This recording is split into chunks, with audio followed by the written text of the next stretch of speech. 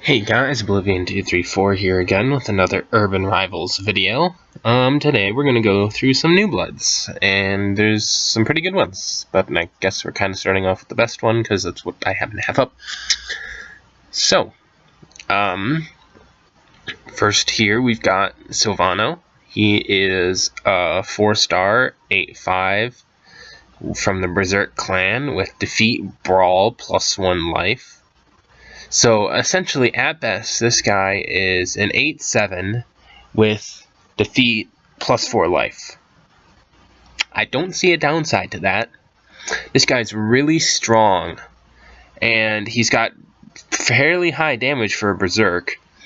Base damage, I should say. And not to mention, you can use him under-leveled as a 7/4 with defeat, brawl, +4 life as a 3-star that is more defensive. So this guy really has no downsides, and he is not affected by stop damage manipulation from your opponent's card. And not to mention, if they happen to have less damage than the life you're gaining, you actually gain life from them attacking you and getting through. So yeah. Overall, Silvano is a very good card, and he is a bit overpowered, and he's not entirely fair and balanced. But I mean, at worst, he's an 8/5. That is an 8/5. It's still not that bad.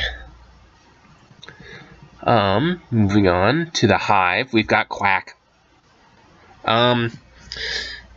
Well, he's a stop card, and that really only has one place, and that's when the meta is a whole bunch of Geist and Roots.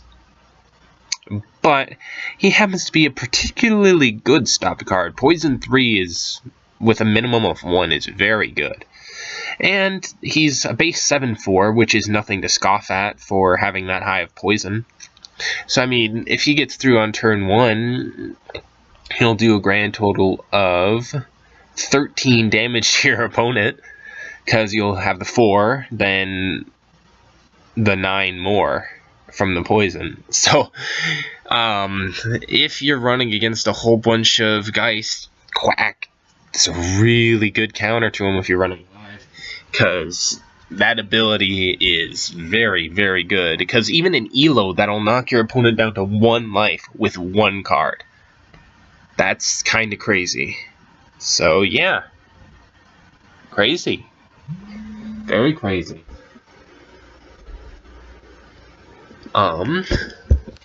Moving on, we've got Ching with Pame. I think in lore she's the sister of someone, but she's a 7/4 with revenge, power, and damage +2, and a 3-star.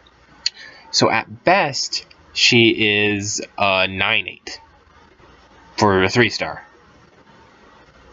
I mean, why not? She's very strong.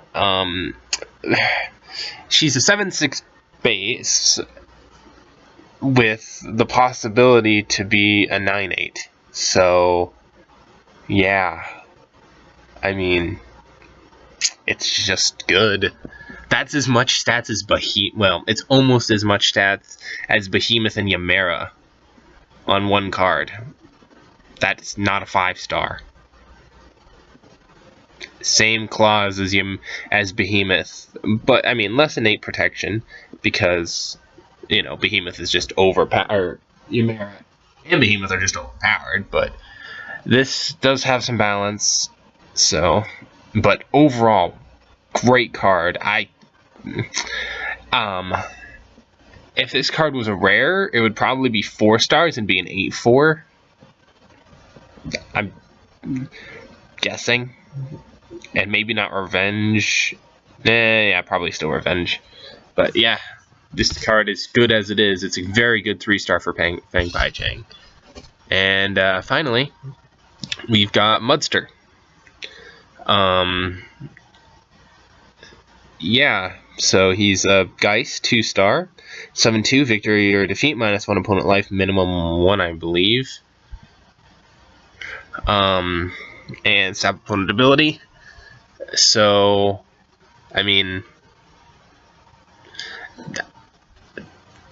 it's decent. He's a 7/3 at best, but even if he's not, he still does a damage.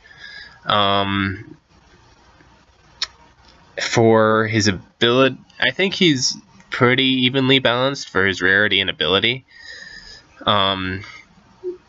Yeah, so overall, there are better 2-star choices. Like Hoffman is just really good. But this guy does beat out Ballorg. Yeah, Ballorg for the 2-star slot if you're not running like Hoffman.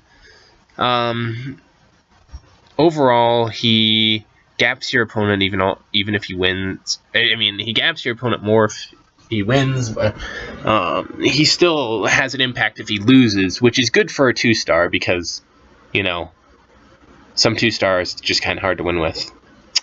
I really think this guy could be an 8/2 and still probably be uncommon 2-star with the same ability. So that kind of tells you that he's a little underpowered. So yeah. But yeah, so that about does it for this video. If you enjoyed, leave a like. If you really loved it, subscribe. I'll see you guys on Monday. Oblivion234 out.